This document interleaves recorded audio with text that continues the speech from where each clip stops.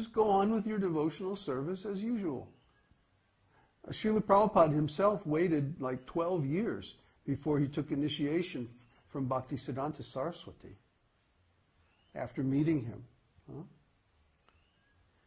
So, why do you need to have like another guru immediately? And just like relax, Let Krishna reveal the process. Huh? Don't be anxious to jump up to the highest process immediately. If you're not qualified, you're just going to fall down. Yeah? So better not to fall down. Better to go cautiously, step by step, as the qualification is there. It's like if you try to drive in Mexico City without ability. Well, in Mexico City. Crash. Yeah, Mexico City is real special. You better learn to drive. Yeah, I rode in Uddhava's car for a year before I even attempted to drive in Mexico City. Because the rules of the road are different. Huh? If you're used to driving in America where everybody follows the rules, and then you go to a place where the rules are taken as merely a suggestion, if you feel like it today, maybe you follow. Yeah? Red light means slow down a little, So it's risky. Yeah. So it's very risky if you don't understand or you can't follow those rules to play in that environment, see?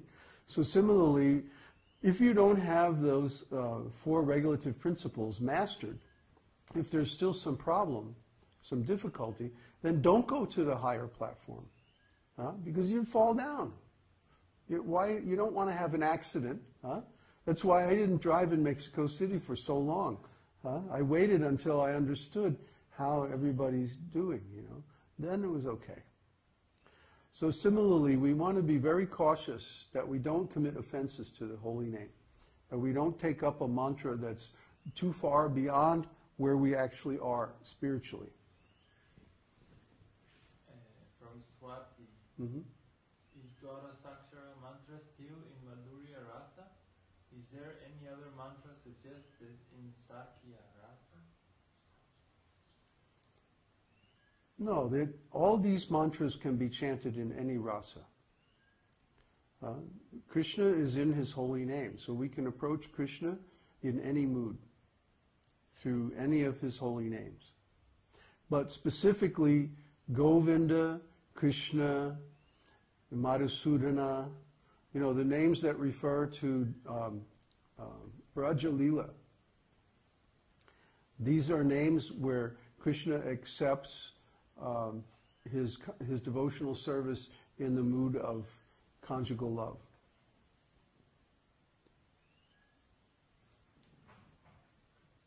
Question. So, in Srimad Bhagavatam, we talk about Dhruva Maharaj chanting Om Namo Bhagavate Vasudevaya as his japa mantra. Yes. And then he realizes Krishna, and he starts chanting it when he has material desires for the kingdom. That's right. But at the end of chanting all this stuff, he develops love of God, and he gives up he doesn't have any more material desires, although he gets the result of that. So at that, the chanting of this mantra, Om Namo Bhagavate Vasudevaya, that also takes away all our material desires and gives us love of God. But it also gives the result of the material desire. Just like Dhruva Maharaj. When the Lord appeared to him, he said, okay, now you're going to get the kingdom. And Dhruva Maharaj said, I don't want the kingdom anymore, I just want you. I was searching for pieces of broken glass, and now I have found the most beautiful jewel. So next to a beautiful jewel, broken glass is no value at all. So his idea was, now I've given up this desire, I only want to accept pure devotional service. But the Lord said, but you chanted my name purely, offenselessly, with the material desire. So you have to accept the result. You have to accept the result of your material desire. What does it mean, offenselessly with the material desire? So it's possible to chant offenselessly? Oh yeah, yeah. Look at the 10 offenses and you'll see. Material desire is not an offense per se. But to break the 4 regulative principles is an offense. Because the third offense is to disobey the orders of the spiritual master. And if the spiritual master says, this is the definition of illicit sex, then that's it. You know, it's not negotiable. I'm sorry. Either you meet that criteria or you don't. So if you break that rule or try to waffle of the definition, then that's an offense to the spiritual master, and that's an offense to the holy name. So that's why I'm saying offenselessly. But let's say a person has a material desire for son. Huh? A son. Yeah. Huh? A child. Yeah. But not just any child. He wants to have a pure devotee child. Like Prabhupada's father. Prabhupada's father wanted to have a child who is a servant of Srimati Radharani. That was his specific desire.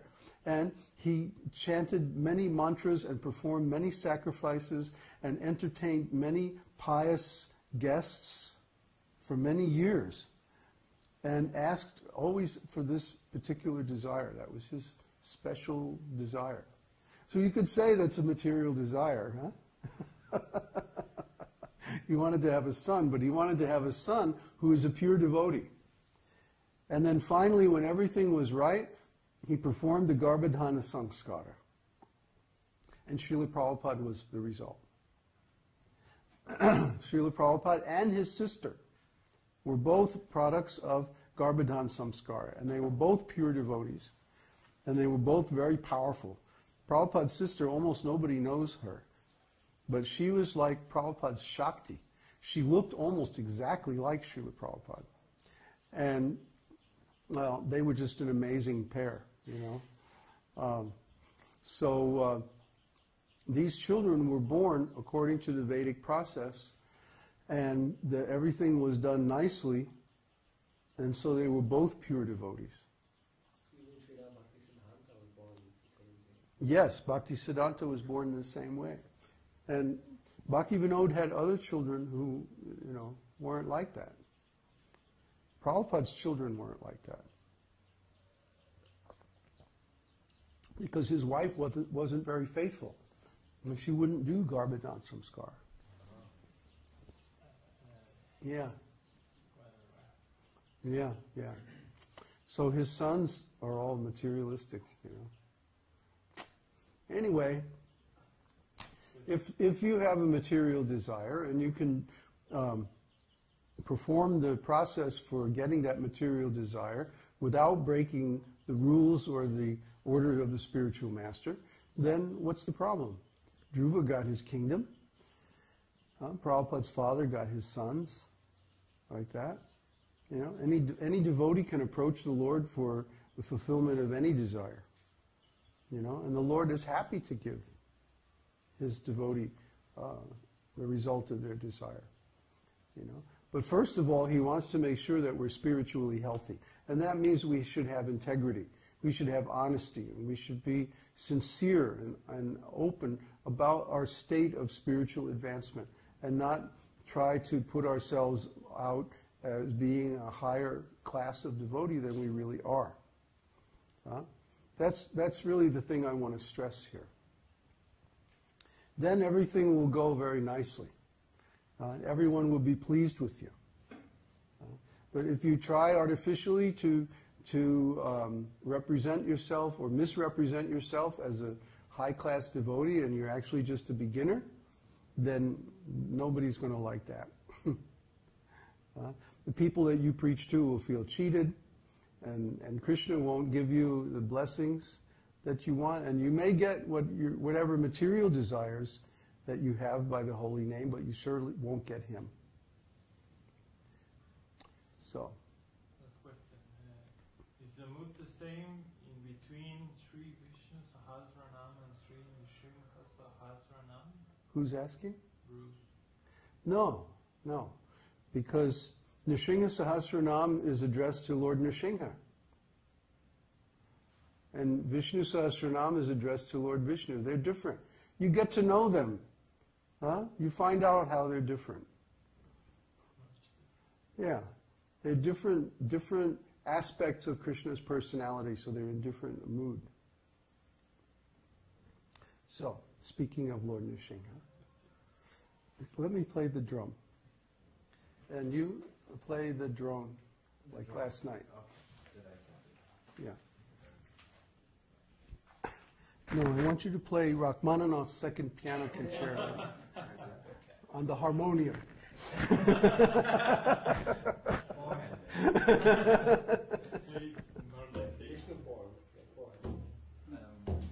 Perfect fit? What note is that? Not so perfect. Almost perfect. Yeah, one more up. No, one more down. Good, E flat and B flat.